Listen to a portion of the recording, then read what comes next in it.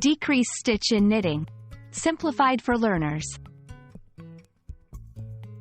Hello everyone, welcome to our English language learning series. Today, we're diving into the world of knitting, specifically focusing on the term, decrease stitch. This might sound technical, but don't worry, we'll break it down in a simple and easy to understand way.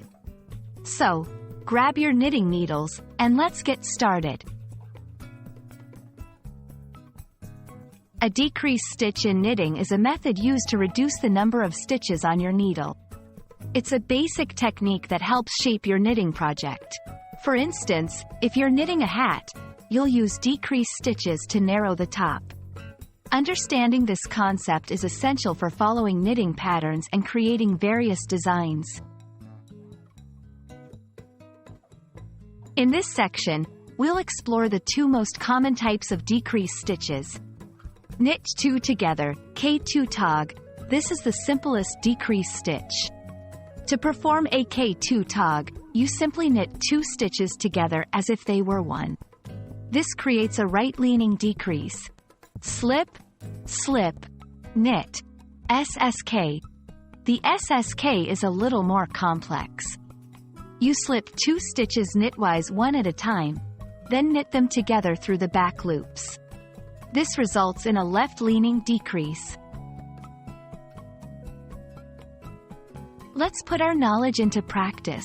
Decrease stitches are used in various knitting projects, from hats and socks to sweaters. They are crucial for shaping the crown of a hat, creating tapered sleeves in a sweater, forming the toe of a sock. Understanding how to execute these stitches correctly will greatly improve your knitting skills.